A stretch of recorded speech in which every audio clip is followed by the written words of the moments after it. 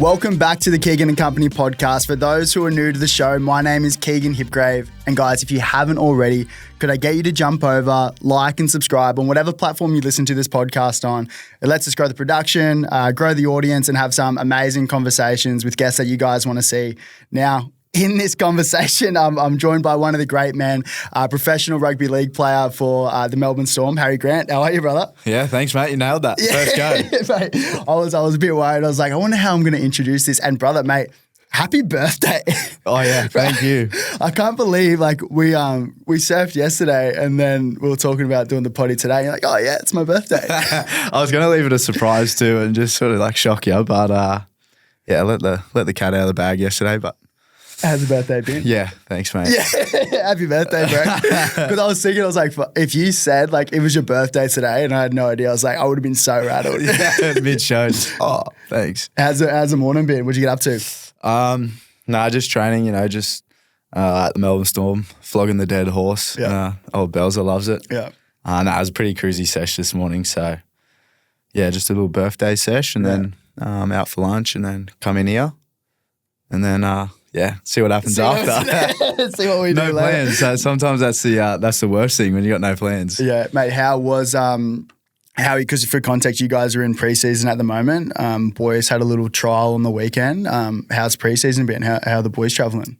Yeah, good. It's always exciting. Like this time, like you know, like the feeling of just sort of a fresh canvas, a blank canvas, and everyone's sort of feeling really good, feeling upbeat, and preparing for the season ahead. And there's so much energy, and everyone's ripping in. So for the boys to get a little hit out, it was good, and see where we're at. There's a lot of things that we need to work on, and a lot of learnings from the game. But the club do it pretty well, where they give a lot of guys opportunities with whether it's Queensland Cup, New South Wales Cup, academy boys. So I think that's the trial period. It's just giving everyone a chance and putting into practice what you do throughout the preseason. And you'll have another trial in Fiji next week. Fuck, how sick's that? First. Why do they do that? Just to promote the game? Well, obviously we've had a big relationship with Fiji, like Melbourne Storm and Fiji for a fair while. Just in terms of the players that we sort of had that have represented the Melbourne Storm have always sort of done pretty well. Yeah. Like Marika Korobidi, Sully, Big Tui, but the club signed a deal with Fiji Airways, so. Oh, really? Yeah, maybe off season we might be going to Fiji. But good. Can I jump on the back of that? Yeah, We're surfing over there. Yeah. So I think they've done a bit of a deal promotional with Fiji Airways, and then we're versing the Knights over there. So first NRL sanctioned game over there. So I've been to Fiji before once, so I'm pretty excited to see what it's like as an NRL player and with the game. You've played over there? Have you surfed over there not played. Nah, didn't. I went over 2018, me, Cooper Johns and Tui, we were all living together. Oh, really? So me and Coop we thought it was going to be like Bali. We're like, oh yeah, boys trip. We'll go to Fiji with Tui and just let our hair down at the end of the year. Like, everything finished up. We went to Fiji and it's probably a little bit different to Bali. What'd you do? What's the play over there?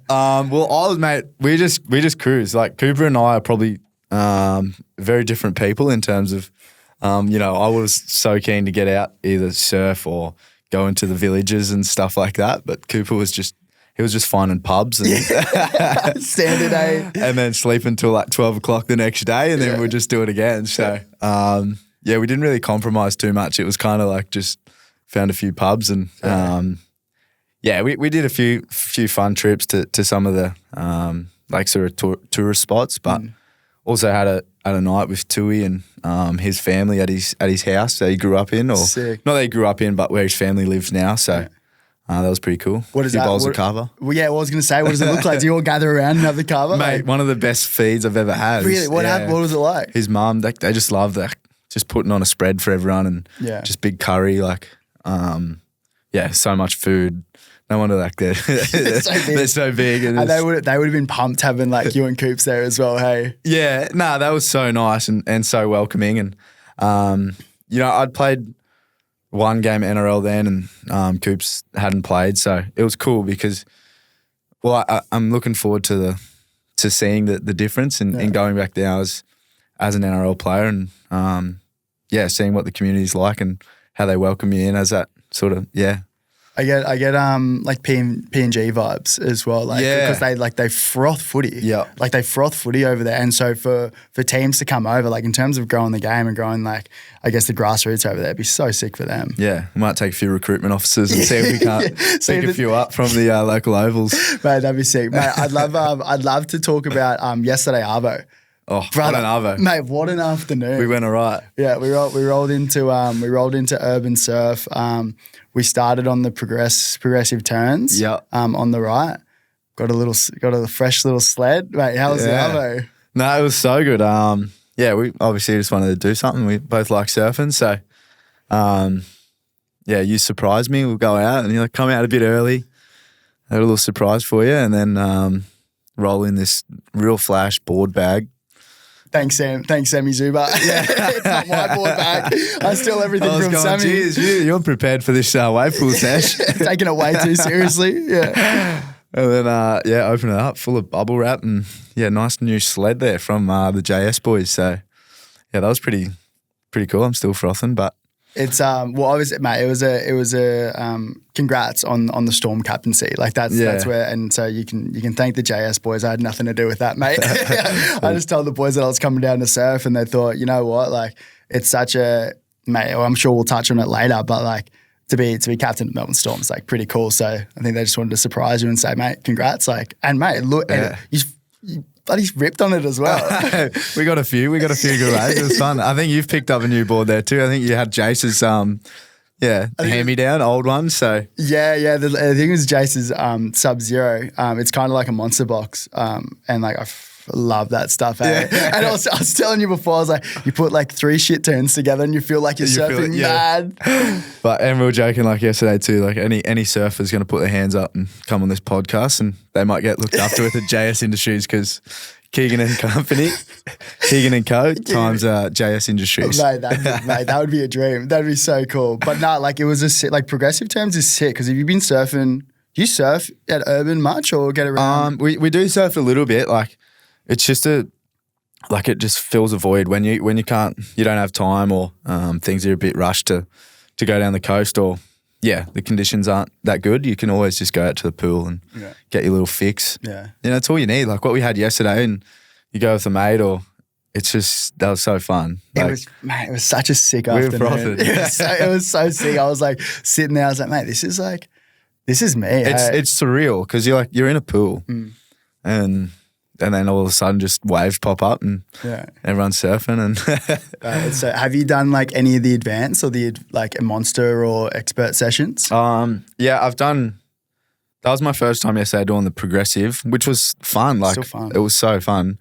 And then, I've done intermediate and advanced and you can always, like they all change a little bit, which is good too because you don't want to just be surfing the same thing the whole 100%. Time. How'd you go? You surfed the advanced last night? We did, we did progressive turns and I stuck around and then did the advanced turns but left and I'm like, I suck on my backhand. Like, but it was sick. Like it's exactly like progressive turns but just like bigger wall. Yeah. And they turned it on expert at the end, at the end? At the end of the session. Was that the last of the night? No, there was another session afterwards. Really? Yeah. So I'm pretty sure they turn it on to expert and then they'll keep expert from like 9 till 9:45 and then they'll go beast mode for the last like 10 minutes. Just stay out there. Just don't come in. Yeah. They got the siren going, you're just staying out there. But it's so cool because it's like you say, like you're in the middle of the city. Yeah. And you've just got waves and you've got like the best waves ever. But in terms of like young crew coming through, like if you're a kid living in Melbourne, you just become a mad surfer. Yeah, you just like we're saying, like you can just there's no sort of variation to the wave. Yeah, like you're just doing the same thing. You can just get the feel, you can get it right, and just progress your surfing in a way that you know what's coming at you. Yeah, but. There's also one in Yeppoon, that Surf Lakes one. How was that? So if there's any investors out there, are they looking? Yeah, get involved. Yeah. Exactly. That's the hometown. Trying to pump it up. Tourism Central Queensland. Because how was that? You surfed that one, yeah? Yeah, I surfed that. That's pretty cool. It's the same, like just being in a pool, like in the middle of like there's a pretty cool setup because it's just like bush around you. Yeah. Like, so it's not like buildings and that. You're just looking and it's just, scrub. So sick. So it's pretty cool. But I think they got a few things in the works. So sick. Hopefully, fingers crossed, see what happens. Mate, rewinding back to last night, how did the board go? Yeah, it was good. It was sick? Yeah, it was so good. It just felt, it was a carbon, like one of those carbon fiber ones. Zero gravity? Zero gravity. Yeah, I'm zero sure. gravity, that's it. Yeah.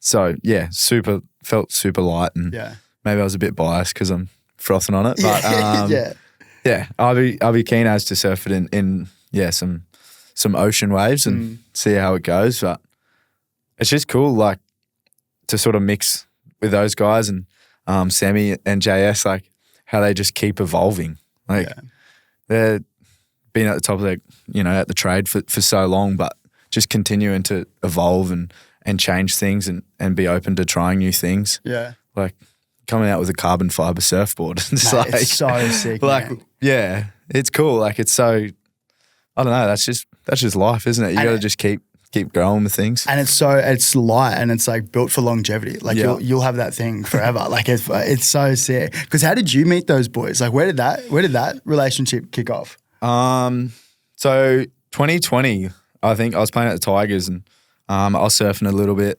Like I've always loved my surfing and it's like when you're playing, you're like shit, yeah. Like I think you were getting like some boards off them and maybe, and Dave Taylor used to get a couple of JS Industries. Yeah. I got the same manager as Dave, so I was like on the buzz and it's like, oh, I reckon I can get a few try and get a few surfboards.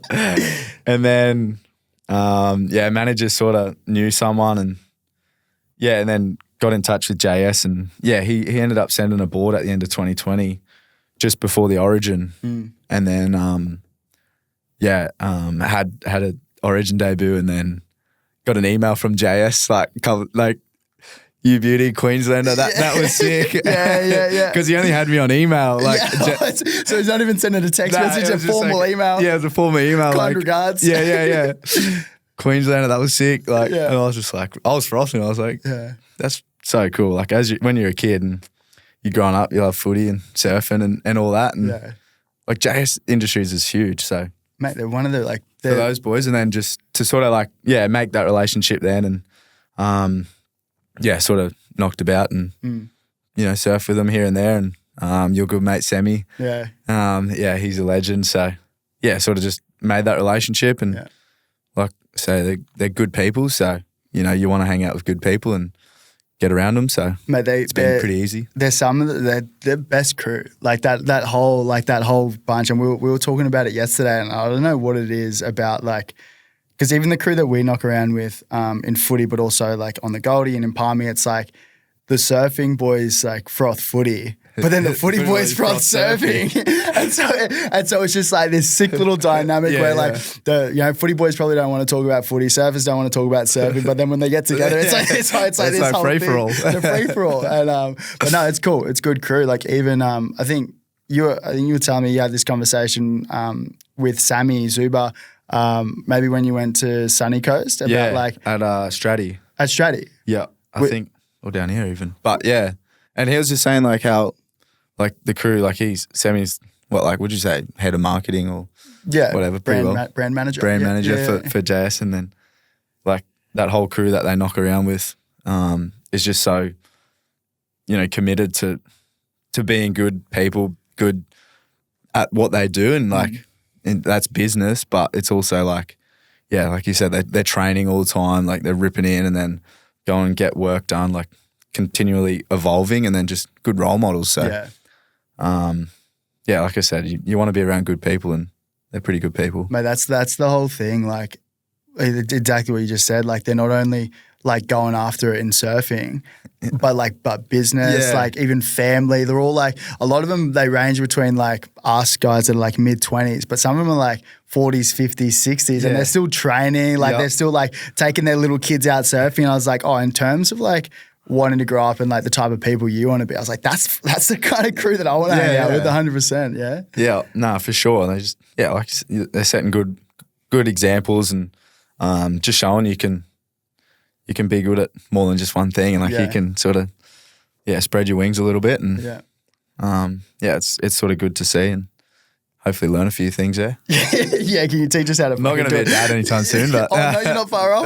What about you, mate? Not me, mate. Not me. I got plenty. I don't know. I got plenty of time, mate. But I'd like to. I think I'd probably like to kick off officially, like growing up in Yeppoon. Like, it was Yeppoon, yeah. Like, what did that look like?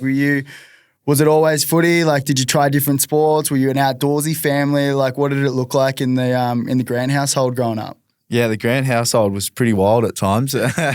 I'm one of four, so I got three older brothers and then mum and dad. And I was always footy mad. I think it was just in the family, both mum's side and dad's side.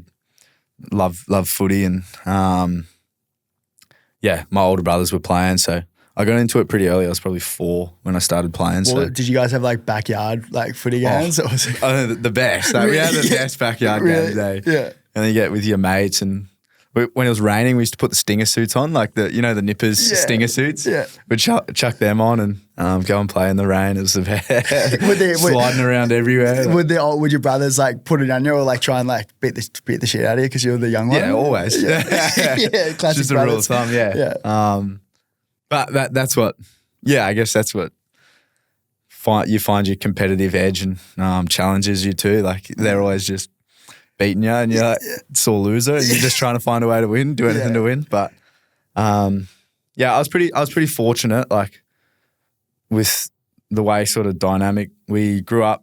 Mum and dad bought a house, and it was like 40 acres, but it was like an acre block, so it was going into subdivision. So like they were subdividing around the house mum and dad bought. So for probably like 5-6 years, we had the use of the whole 40 acres. So sick, so fun, like so good. Like had everything, like just as a kid to mum and dad just let you outside, go and do it. Yeah. We never allowed PlayStations or any of that. So if you wanted me to play PlayStation now, I'd be no good at it. Yeah. But so I had that. And then mum's side was, like I said, footy, like some of her brothers, but also they were probably from the country. Like they were from Rocky, and her brothers and stuff all worked out west and in stations and stuff. So I had exposure to that kind of, that country lifestyle, and grew up riding horses and motorbikes and stuff like that. And then dad's side was Port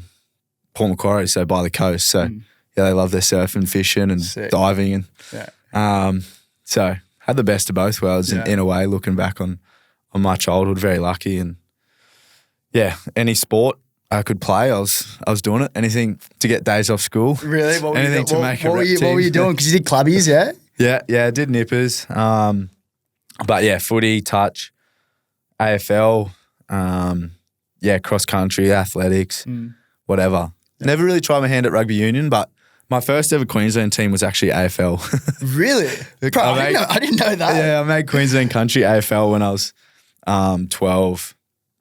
And I was just like, always, like you always want to play, especially when you're a kid. You're like, you want to be like Queensland. You want to play for Queensland. 100%. And that was my first team, and then didn't make anything until schoolboys under 18s, or I was 17. But we were in that side together, I'm pretty sure. Was that when we played at MCG under 18s, or was that was under 20s? No, we played under 20s. Under 20s. Gotcha. We played under 20s together. That was at Suncorp. Yeah.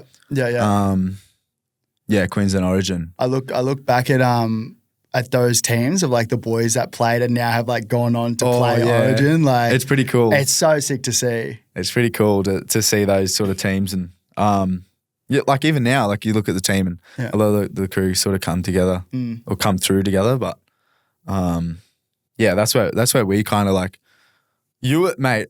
I tell you, like you probably don't tell too much about yourself, but mate, growing up, like you were like, I remember when you came to remember PBC played Brennan's at Brown Park. Yeah, 100%. You were the madman. Yeah. It was like everybody knew Keegs. Everyone knew like Keegs is just a wrecking ball, and then so like I always knew as a kid, like, you were like, you were top dog. Are we paying you to say this stuff, mate? No, this is just me. Like, yeah. And then we got the opportunity to play together in Queensland 20s. That was 2018. Yeah. And I was like, yeah. I was like, you're the one of the guys that you just go, yeah, you want to play with. Well, mate, I appreciate that. It's very kind. That's a little compliment there for you. But it's funny. You probably wouldn't talk about yourself. So mate, I appreciate it. For all the listeners. Well, mate, just for context, I was a fucking idiot when I was playing footy. Like, mate, hindsight's if I could go back and change like the way I played, I probably would have had a couple more years left. A few more years left on the clock. But it was funny. Like, it's so funny that you said that because in a couple of days like leading into it, I was just looking to see like just past photos, and on like your iPhone you can like click on your face, and I clicked on your face, and there's a video of like you like getting a massage and you just zoned out.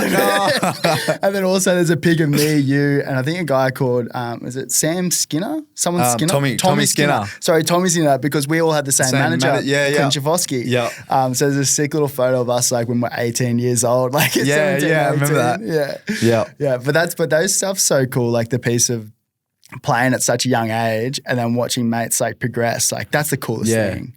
And that's pretty special about, or even like, not talking in the future, but like where we've been like the last couple of years, like Origin camp. Yeah. It's like all those boys just like sort of came through together, played together, like knock around with each other, like, and in a like a bigger sort of circle of friends, like you think about like Brimo, Paddy, yourself, me, like, like it's pretty cool. It's cool, man. It's like, and that's my favorite thing now, like watching guys that you play with like go on and play like Origin and Aussie together, like that stuff's so cool. Yeah. No, and it's special. And it's like sometimes not saying you take it for granted, but sometimes you're so not in the moment because it's kind of feels just like so much fun. Like you're just doing it with your mates, you know what I mean? And it's like even footy, like even like now, like playing in the Melbourne Storm, it's like you form such a close bond and you don't forget who you're doing it for or what, like or why, and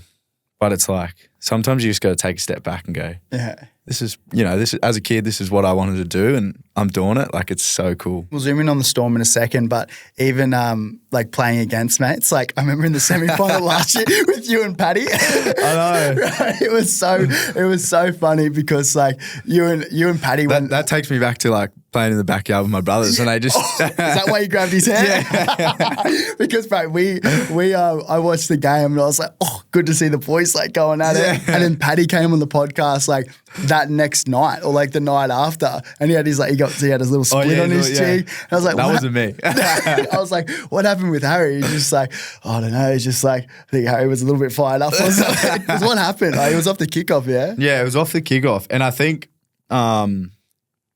someone must have pushed Paddy and then he must have thought it was me and pushed me and I sort of like stopped and I was like, oh, wait a minute. Just like, oh, no, I won't let him put it over me. And then I was like, oh.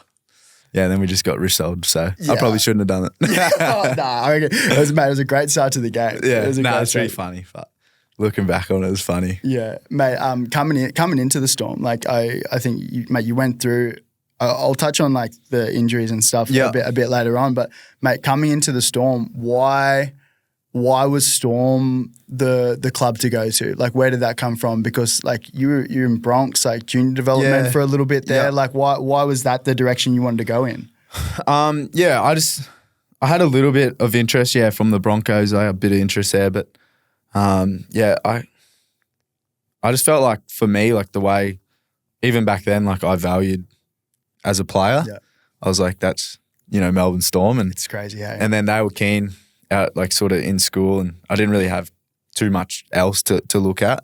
So that was when I was 17, sort of going out of school, sort of 18s, 19s, like 2 years of under 20s. And I was just like, yeah, that'll do. I think my old man was pretty, if I had any offers through school, he sort of just knocked them to the side because it was like, you don't gain too much out of it.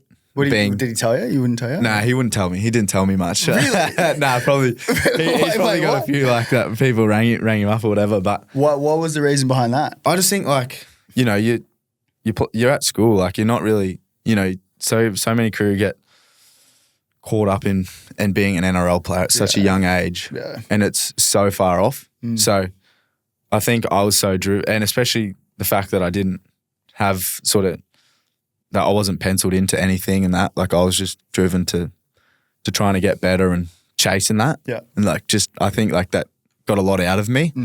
And yeah, like I don't know, you'd probably agree that there's a lot of guys that, you know, come onto the scene early and either get stitched up with clubs or like contracted with clubs and but then don't go on with it, or, you know, they're the big thing in school but then sort of get a little bit fatigued. Happens all like, the time, man. Yeah, it happens in every sport, like not just footy. But so I think that was probably the mindset, and, you know, I'm a big believer of it now. It's like, you're not playing NRL when you're 16. Yeah. So yeah, just go and be a kid, enjoy your footy and play for something. Yeah. And then, I guess I took that opportunity with the Storm, and it's probably the best thing I did. Mate, and like talk about having a good apprenticeship. Like that's got to be the whole piece. I was kind of half reflecting on it leading into this conversation because, mate, it looked, and tell me if I'm wrong, but it looked like you weren't in a rush to play grade. Like you, like, and tell me if I'm wrong, but you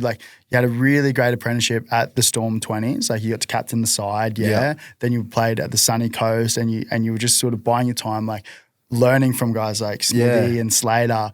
And I compare it to myself. Like I was in such a rush to play, because I did the same thing. Like did the whole like Bronx junior development thing. Yeah. And even when I was like signed first contract at 17 with Bronx for 4 years, and I was like, well, I signed it. Now I've got to play. Now I've got to play. Yeah. Like I'm a NRL player, so I put like a heap of pressure to try and like debut at like 18, 19. I was like, it's not. And this is at Bronx, like behind like Corey Parker and Sam Thaiday and Alex Glenn. I was like, it's so dumb. Like looking back on it now, I was like, that's such a dumb thing to think about. Trying to push them out. Yeah, just like, but instead of just like buying your time, being like, nah, you're only like 18, 19. Like there's no rush to play NRL. Yeah. But I think it's because like you look around and you see like other mates like making their debut as well. Exactly. Did you ever have thoughts like that going through? Oh, not really. Like I was pretty pretty patient in the way that I was just like in such a good environment where everyone was just wanting to be better and get better. And that's sort of where my mindset was. And I knew I had so much to work on in my game. Yeah. Like, for number one, like I'm a dummy half and my passing was like shit. Really? Oh, yeah, it was pretty bad. Like, you know what I mean? It was just pretty inconsistent. And when you're a dummy half, like that's your number one, should be like pretty well your number one asset. Yeah. You're passing the ball, touching it the most out of anyone in the game. So, I was pretty self-aware that I had a lot of learning to do. And then I had 2 years of like I had a good apprenticeship under 20s, and then 2 years like playing Q Cup. And, you know, I was so fortunate with where I landed, the coaches I had. And then like, you know, you talk about Billy Slater and Cameron Smith and those guys that you're looking up to, Jesse Bromwich, Dale Finucane, like they're setting some pretty good examples and standards. But then it got to that second year of Q Cup where I sort of felt really comfortable, and I was like feeling really comfortable at Storm training. And I was kind of like, well, if I'm comfortable at training and comfortable in this game, like maybe I should sort of try and push myself for something different. And that's when my old man come up with the idea of going over to Super League to just try and play a game, like play a year over there, different footy. Different style of footy. Yeah. And like you said, I was pretty patient. I was just sitting in the wings with, like I was on contract and knew Smithy and, you know, Brandon were in front of me. So I was just like, oh, well, I just get exposure to what I can and keep trying to get better, and thought that was an avenue to pursue to get better. And then, went to Belzer with it. I actually looked at Dad sideways when he said it. I was like, you're fucking mad. Yeah, what do you know, mate? I was like, I'm not going over there. And then I thought about it. I was like, oh, that'd actually be pretty fun. Mate, your dad's come up with some pretty good stuff over the years. Yeah, he has some bad ones too, though. That we don't talk about. Yeah. How did Belzer take that conversation about wanting to move on to a different place? Shocked me, like super shocked. Like he was just like, I've sort of tossed it up at the end of year reviews off the back of the 2019 season for you to go to a different club and then come back. Yeah.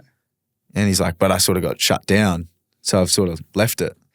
He's like, so I'm glad you've come to me and said it. Yeah. And so then, that's when the whole loan deal happened. Gotcha. Went to the West Tigers for a year, and it's like I don't know. I just look back on things that have happened and just feel so lucky to have fallen into places at the right time. It's like everything happens for a reason, yeah. Yeah. I think it's placed like Tigers, like killed it at Tigers and then got to come back. Like, even like, you know, for that loan deal, like that was happening, and it was a lot of back and forth. Like it was fucking months and months of like back and forth, or like, oh, yep, you're going. And then I swear I had like 10 going away fucking dinners. Really?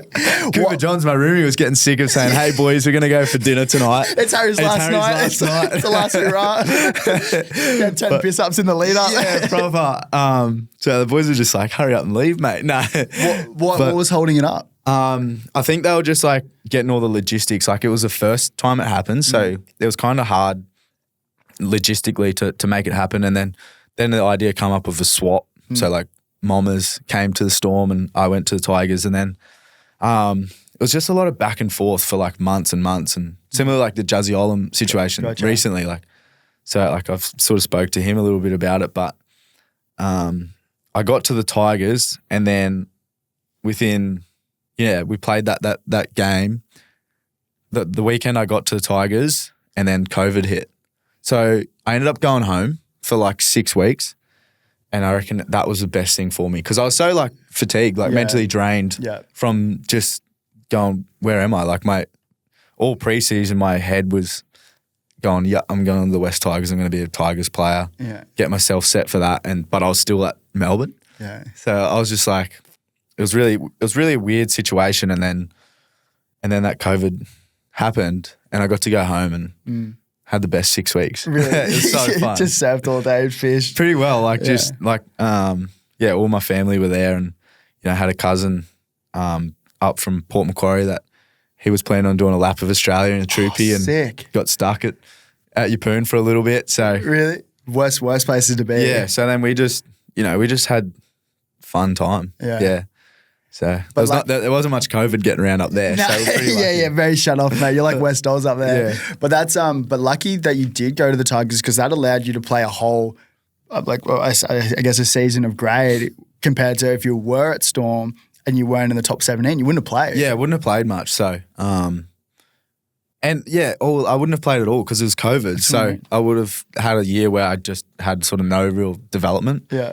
Or I could have found a bench spot and won a premiership. I could have taken Nico's spot. I wouldn't have been there. I've got nothing.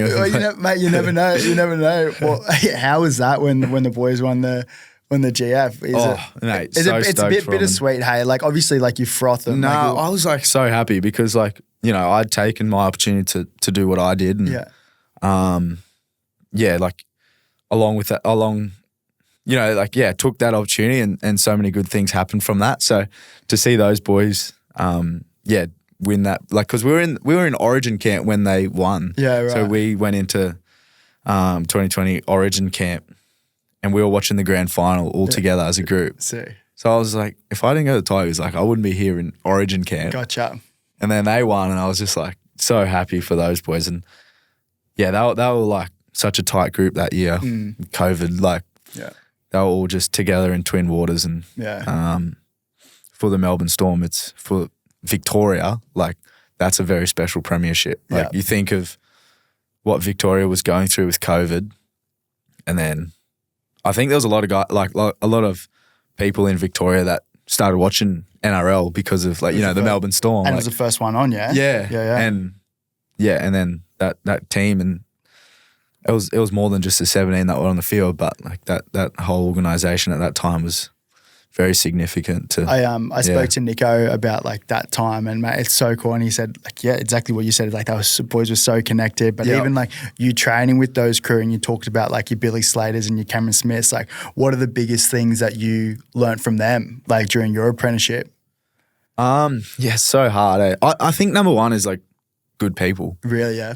Like you think about Billy Slater, Cameron Smith, and Dale Finucane and those guys, like just good people. Like you walk, there's not someone comes in and they'll introduce themselves and say g'day and shake their hand, and it's like when you're a kid and you learn those things, that's pretty infectious and I guess sort of, sets the record straight that like, just that's number one. And number two, like, Billy was probably really big at it. Smithy's probably pretty natural, but preparation. And I think just hard work, like anything that they did, they were just putting time into it. Yeah. So it's hard to just nail down like a couple things, but as you go, you just pick a thing or two from everyone, and that's so like fortunate to be in that position where you can do that. And if you've got that mindset, it's pretty good. I love the good people aspect about that because like we had that Leaders in League conference the other week, and same thing, like a lot of the leaders in every NRL team come, and it's like a couple day conference where we get people come in and speak, and we have a dinner and a couple of drinks like later that night. Couple of drinks. Not me. Not mate. you. I'm off the piss at the moment, but mate, I settled in for a good night for the night. But it was sick as like Dale Finucane, like one of the best dudes ever, man. Proper. Like I haven't had a lot to do with him. I played against him. Which is so, like, he's so solid. Like, I mean, like him and Nelson, like, I remember playing against Storm one time. Like, I think Nelson came off the back fence and he had his elbow up and got me in the throat. And I was like, I couldn't breathe. Yeah. It was a bit like that. But Dale, man, like, it was like first good time to like properly have like dinner with him, like sat next to him on the bus. And I was like, man, this guy's like the most genuine, nicest dude ever, hey.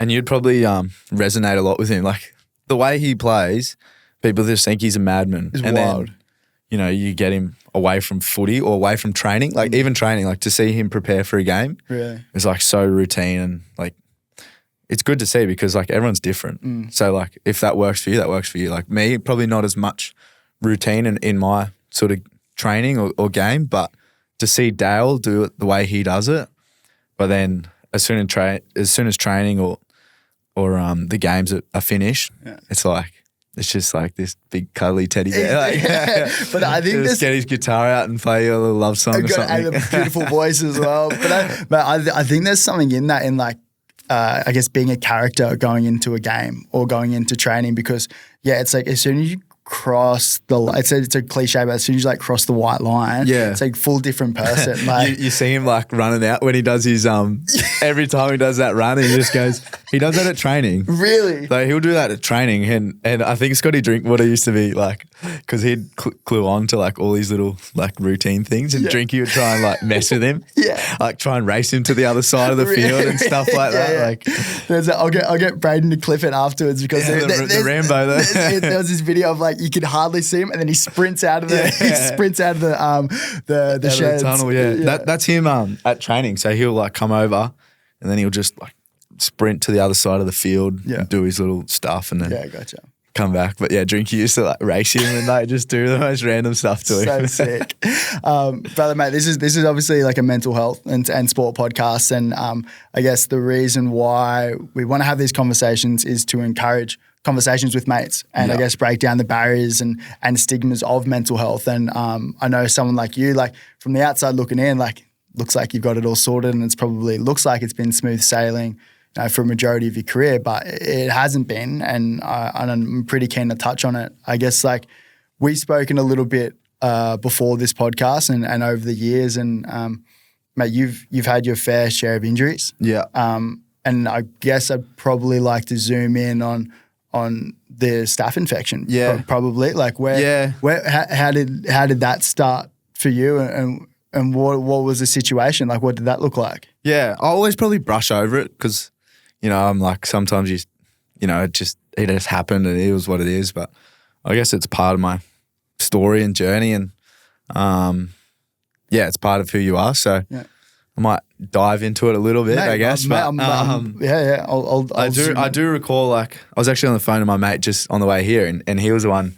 We were surfing on a Thursday. I was 12, so grade 7 at school, and it was a Thursday arvo, and we're surfing, and like Yeppoon's pretty warm, and I was like freezing, and I said to my mate Bailey, I was like, "Are you cold?" And like we're doing like beach activities, Thursday arvo beach activities, and he was like, "Nah, it's bloody hot. Like, what are you on about?" So I was like sort of a bit off and must have been a bit crook. And then got home, told mum and dad, and then next day I was downhill. So I ended up having the day off school, Friday. And then I ended up just sleeping on the couch most of the day. Like I was pretty knackered. And I was always a kid that had plenty of energy and was out doing stuff. So, mum and dad come home and I was no good. So mum took me up to the hospital. Well, mum and dad took me up to the hospital in Rocky. And then I just remember went in for in the waiting room for ages, fell asleep, woke me up, went in for MRI and then fell asleep. And I reckon I don't recall any of that for probably a few days after. Like I ended up having surgery and ended up going into like an induced coma. Like they put me in a coma and then it was probably a week in ICU. So, really? So I had like surgery in my arm, like my shoulder. So they cut into just to flush it out and then stitched me up and was like, yep, sweet, should be right. So sorry to zoom in. It was a staph infection. It was already staph. So it's called osteomyelitis. So it's like an infection of the bone. Yeah. So originally they didn't know that. So I just said it was like, my arm was like in pain. Like my shoulder was like throbbing and had no cuts on my body or like I had a little nick on my right knee. Yeah. It wasn't infected or anything. Yeah. So it was like kind of random, kind of weird. But so they cut me open and like nothing there. Just kept going downhill. Then they cut me open again and cut out like 2 sort of windows of bone in my shoulder. And then that sort of, they stitched me up and still, then they re-scanned it and realized they left like bone floating around in there. So they had to cut me open again. Like this would have been, I wouldn't know the days, but within like a couple of days. Yeah.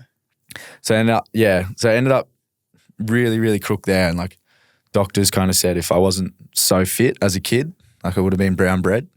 So, you would have died. Would have been, yeah. So that was kind of, for me, like I said, I was oblivious. Like I was passed out. Yeah. I was sleeping. But for mum and dad, it was pretty hard, like my brothers, and it was towards the end of the year, towards Chrissy time. So that was probably pretty hard on them. And then had another week in hospital where I was just, bedridden, just like, getting over it. And as you know, actually the Broncos went to Rocky and we were family friends with Paul Bunn, who's like, he was a recruitment officer at Bunny. And he organised a couple of them to come in. I was a massive Bronx fan. So no way. That boosted my spirits a whole heap. I think Andrew McCulloch, one of the great came in. Yeah, one of the greats. And then one of the other boys, I think it might have been Jack Reed, or I'm trying to get the photo. I don't have it, but someone will have a photo, but of you, with those, Reedy and Mako, and mate, that's a great crew. Yeah. So shout out to those boys because that was like they probably didn't realize what they were doing, but that was pretty special for me. And then as you know, like hospitals pretty bad with infections and stuff like that. So mum and dad were like, let's do our best to get out of here quick. So ended up having probably another week in hospital after bit of time in ICU, and then they put like a drip line. So it goes in like your arm here and then goes all the way up to your heart. So for like 4 or 5 weeks after leaving hospital, I had to go to the hospital in Yeppoon like 4 times a day to get like antibiotics. 4 times a day? So mum and dad would like wake me up at night and I'd be like, go up to the hospital. So instead of staying in there, you'd wanted to get out and go home. Yeah. Or you'd have to just come in and out. Yeah, just go in and out. Man, it must be exhausting. Yeah. And for me, like I said, it's probably oblivious and, you just, it's definitely hard. But for mum and dad, it's probably a lot harder. Have you had conversations with them since about how they were feeling through that time? Yeah, a little bit, like over the years, like here and there. And they were just like pretty scared, and mum, like dad's pretty, like, pretty old school and like pretty calm and like that. Yeah. But even mum was like, oh yeah, he was getting a bit. And I've had a few mates say, like a few like friends are like, oh yeah, I think your parents were pretty scared there. Like, but that was like, at that time it's like, that happened. But I think like all my thought, like similar to what we were talking earlier, it was like, I was thinking about playing NRL. 100%. I was like, so I was thinking about playing footy and I couldn't play footy, and it was just like, that was probably the hardest thing, is like I just had to like come to terms with like, not doing something you love. Like I couldn't do contact sport for a year, or there was a lot of things that I couldn't do. And you then 12, 13? Yeah, I was 12. I was 12, and then that whole year of like 13, that's when I had out. Yeah. But then I sort of like, I don't know, I sort of like found, like a love for surfing. That's sort of when I sort of started surfing a lot. And the physios and doctors were like, like be active, like do what you can, like go surfing, nippers. Yeah. Like, so I did that. But that was probably like that time. And it was definitely hard. And then I came back and then I broke my leg. So I probably came back start of under 14s, like so early in the sort of years as a 14-year-old, and then we're doing like life-saving patrol and flipped the life-saving buggy. You were in the buggy? Yeah, I was in the buggy. Like the beach patrol? Yeah, the beach patrol. That they drive around in? Yeah. You weren't driving it, were you? No, I was in the passenger seat, but I wasn't wearing my seatbelt, so kids always wear your seatbelt. Yeah, we learn. Yeah. And if you think about the buggy, like it's got the roll cage. Gotcha. So like I fell out and it flipped and landed on my leg, but I was so lucky. Like if you think of imagine if it landed on my head, I would have been that's you gone. I would have been brown bread again. We'd laugh, but it's serious. Yeah, it is serious. But so that was pretty bad. Like I had a compound fracture, like tib fib, on the beach, just like stranded, going, oh no. Do you remember that? I remember that. I remember that clear as day. Yeah.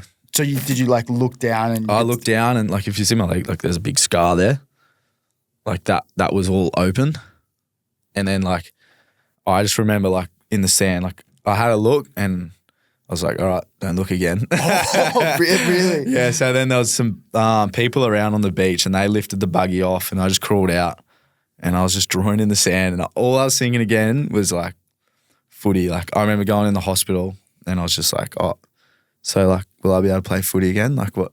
Are they going to have to cut my leg off? Like, really? Yeah. And was that ever a thought where they're like, look, mate, like you're probably going to lose your footy? Because if it's a compound fracture and you're in the sand, like it's probably not a bad. Yeah, that was the best thing. It was clean, like in a way. Yeah, it was on the beach, like it's a pretty clean spot. Yeah. So I think that two sort of events tied into each other because I had a staph infection, so I was always very like cautious of getting infection from that.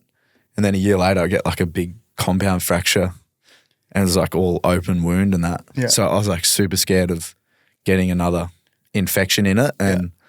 Ultimately something worse happening, but like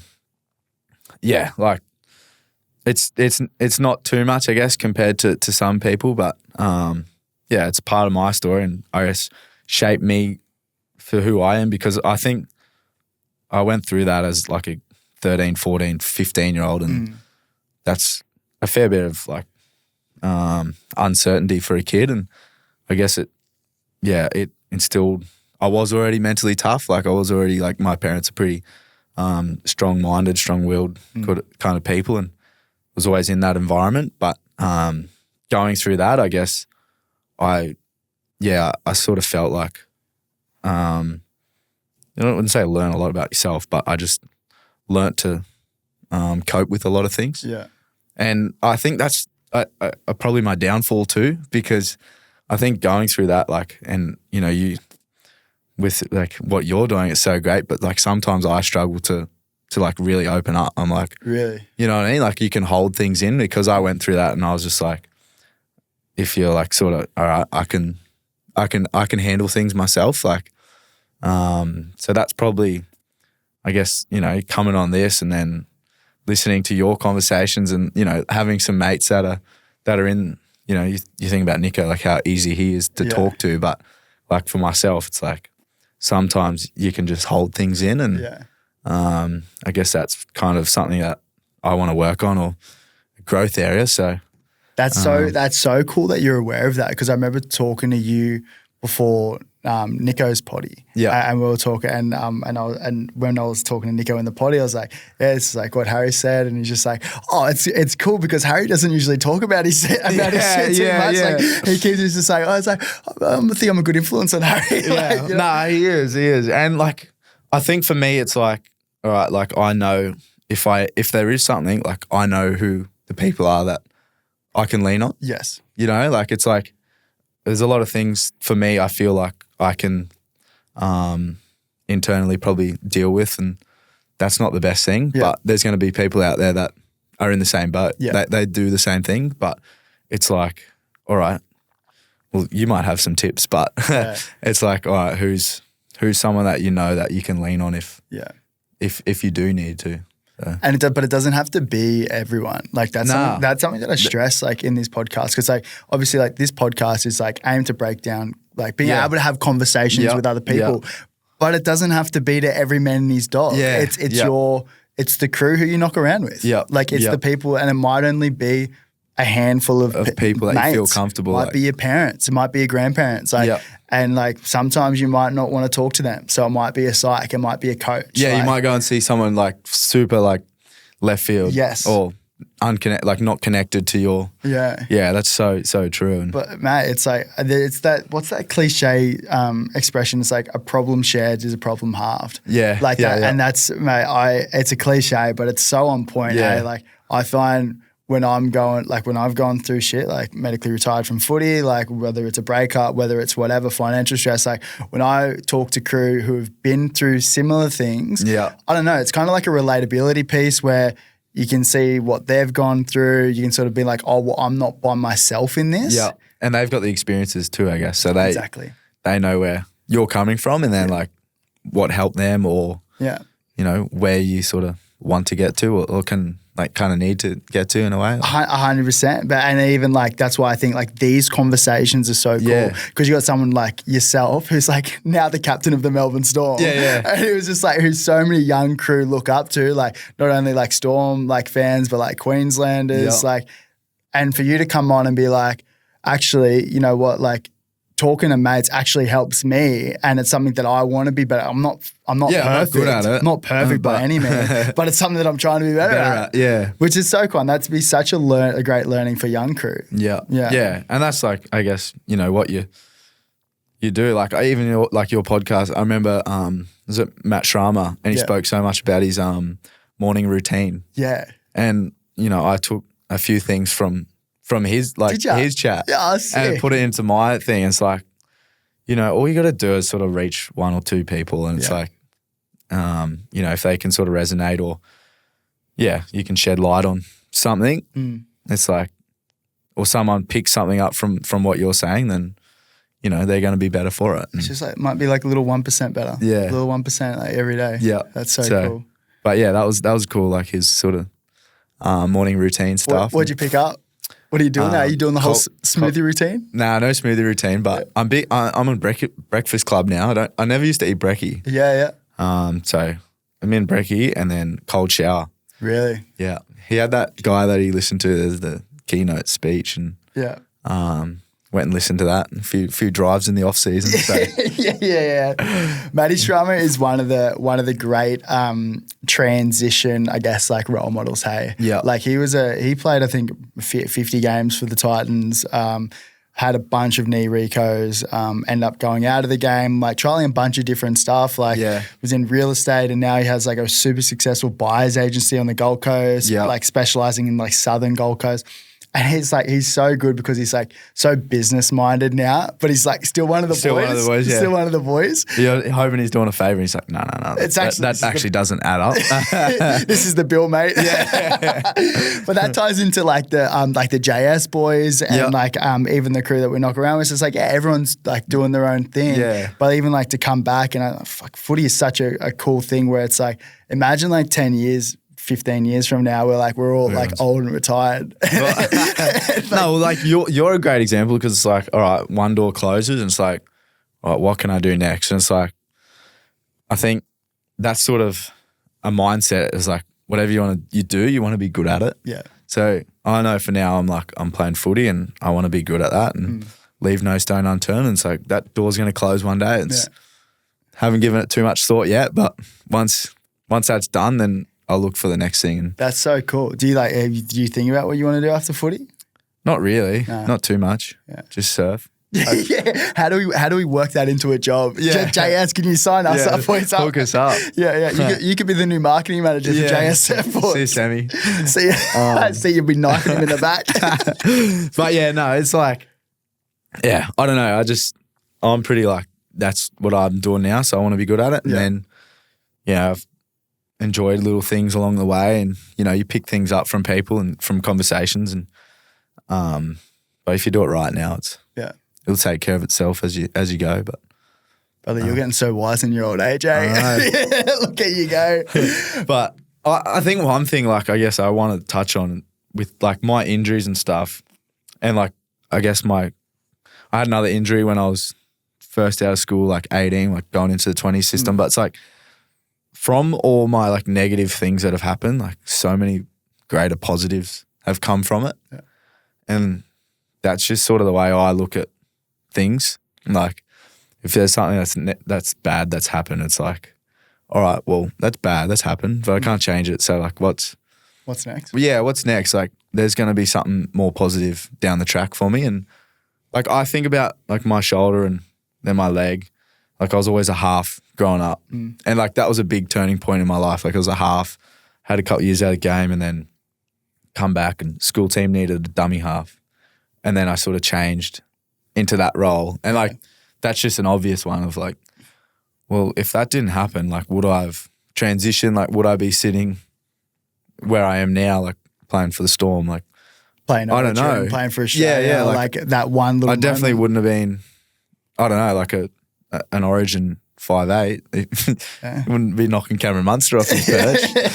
So you never know, mate. Yeah. So I don't know, like I always just have that sort of mindset to things, and it's not easy, I guess, to adopt. But I don't know, like someone might be sitting there like yelling, that sort of resonates with me. Like you might sort of feel that, but I always know that from something bad that's happened, like there's always something greater coming as well. I reckon that's great, mate. And I think the mindset in that, and it's hard. Like don't get me wrong, it's fucking hard when you're going through it and you're in like not the lowest of your low, but when you've got like a significant injury or like ICU, like almost like fucking dying. You know what I mean? Like there's got to be a positive to come out of it. Yeah. And you can either, like kick stones, poor me victim. Yeah. Or you'd be like, no, like there's going to be an upside. Yeah, there's going to be something coming. And like, mate, perfect example. Like I look at, like I got medically retired from footy. Yeah. You know,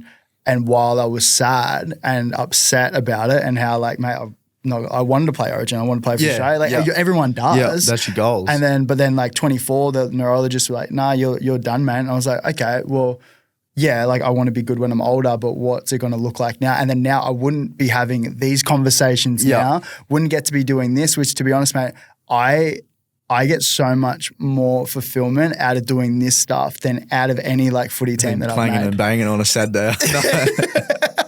You know what I mean? Like my body feels good. I'm not like banged up every day. Yeah. But that's not like there's nothing. At the time, like did you think that though? Like when footy finished up, did you was that sort of a thing that you had as it coming through, or when it finished up, were you like, I didn't know what I was going to do. Were you pretty rattled? Yeah, 100%. I remember I was on the phone like crying, crying over my coach, like told my mum and dad, and then like saying it out loud is obviously tough, and like while there, I think it's like a mourning period. Like I think there's obviously like I'm similar to you, like always like what's next? Well, I can't change like the last 10, 15 years. I can't change what's happened, but what can I do going forward? Like I remember speaking to the neurologist and I was like, I can't change the fact that I've had all these concussions throughout the last 10 or 15 years, but what can I be doing to get my head right going forward? And he like laid out a bunch of different things, like learning new skills, like staying off the piss every weekend, probably like gotta be great, you know, like, but even little things like physical activity, good diet, like good connection, like that we talked about, having good crew around. So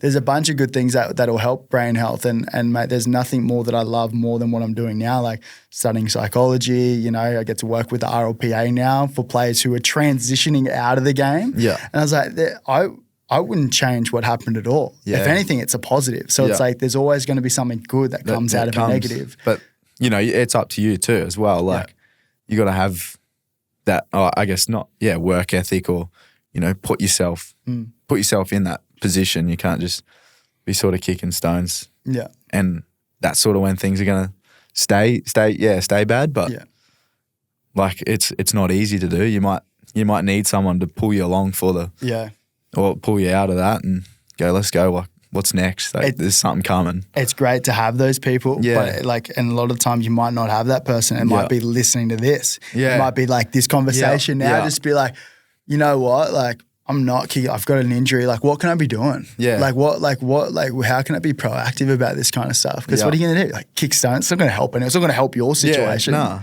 So, anyway. We dive into that. Mate, before we finish up, I do want to touch on the captaincy. I think it's well deserved and I think it's pretty special. Mate, firstly, like how did you get the news? And probably a better question would be like what does it mean to you? Like what does it look like? Well, ask me the question in 12 months' time and yeah. Hopefully I got a good answer for you. Yeah. Thank you. It's obviously a massive honour. But yeah, Belzer sort of rang me. I was like 10 o'clock on a Friday night and I was about to go to sleep. Should have been asleep. Yeah. And then, he sort of, spoke about, if I wanted to do it and if I felt comfortable. And so I went in and seen him the next day and was like, I'm keen. Just, mate, to be honest, it's a title. I guess someone has to have it. And you'd probably, the last couple of years, 4 or 5 captains doesn't work. The referee gets sick of talking to everyone. Gotcha. So, so it's probably easier just to have one person doing it. And, I guess it's humbling and, I guess take confidence out of, the boys feeling comfortable and the coaching staff feeling comfortable in me doing that role. But at the end of the day, I just got to play well. And, if I do like, what you said with fucking Billy and Coops, Billy and Smithy and that, it's like be a good person and work hard and then you set yourself up. So how does it work? Did Belzer talk to you about how they came to the decision? Is it I've never really asked, but we did a voting system in Geelong. We did like a little sort of players vote on your leadership group and stuff like that, and then Belzer probably gets the final say. Yeah. But so I never really asked. It's sort of just like thanks, mate. Well, thanks, mate. Nothing changes. But like I said, we're so lucky to be, or like in the environment we're in, like with rugby league, how it's so there's so much diversity and multicultural, and I always look back at my childhood, like I was saying, like I went to St. Brendan's College, which is in Yeppoon, boarding school, and it's got kids from Yeppoon, like, and then you got boarders from all sorts of the western like regions that are coming off massive properties, and then you got the Indigenous boys from the local area, and then like guys come down from Torres Strait Islands, and you got everyone in like Weipa and Cape York and stuff like that. So from a young age, like I sort of mixed with there's a lot of diversity in your environment, and when you go into a footy team, that's the same. It's so good to be able to connect with people and connect with guys like Tui, like he's from Fiji, and understanding his story, like Juzzy Olam from PNG, like his story is crazy. Like I spoke to you yesterday. I'm so keen for you to get him on the podcast. I would love to, man. I'd love to. Yeah, like his story is nuts, and then you're pretty lucky to sort of have that exposure to guys or people from all over the country, over the world, and I just love that. At the Storm, we're very connected, and I'm looking forward to the year. But you've also got a great leadership crew around you as well. Like that, man, like that would be so huge. Like who's in that with you? Yeah, so there's Munster, Hughesy, Kingy, Tui, and Paps. And then like Welchie's there, and Welchie's just like, I just want to focus a bit more on footy this year. And, gotcha. So he's sort of like, he's he's like someone that I'm going to lean on a heap too, because like he's been in that role for a number of years, and and then you think about like, you know, Munster and Hughesy, and it's like palm heaps of shit off to them. Keegan and Tui palm heaps shit. It's all about delegation. Proper. No, it's such a well balanced sort of crew, and you know, it's like ultimately everyone in that group just wants to work hard for each other. So it's pretty exciting, and you know, guys like Tui and Kingy, it's their first time, but in like a leadership group, but they're really good at what they do, and they bring a different sort of element from where they come from. So excited. Well, mate, I'm excited to see what 2024 looks like for the boys. I think it's going to be pretty exciting, mate. Before we wrap things up, is there anything that you want to touch on before we finish up? Is there anything that you think we missed? Drink a Repper. Oh, mate, you're good. You told me to say that. I'll give you a commission afterwards, mate. Well, I think it helped because our the conversation was on point. I feel smart. I'll be finishing that. All natural brain health drink, for a performance brain drink from New Zealand. So, mate, they're some of the best crew. They're doing. Are they good from things. Whakatane? It's on the bottle there, bro. They're in New Zealand. All natural ingredients. So, mate, they are doing good things. But, bro, mate, thank you. Thanks so much for jumping on, mate. I know I can't believe you jumped on your birthday. Happy birthday. Happy birthday, mate. Mate, thanks so much for jumping on. I think it's pretty impressive for you to come on and tell your story and be so open the way you did. So, mate, I'm frothing to get another wave in with you. I'm pumped for a couple of dinners in the next couple of days. So, mate, good luck for the season, and thank you, and hopefully it's a little bit of a story, but hopefully someone got something out of it, and can take a little bit out of our chat and put it into their day-to-day life and be better for it. So thanks for having these chats, brother. Beautiful. Thank you, bro.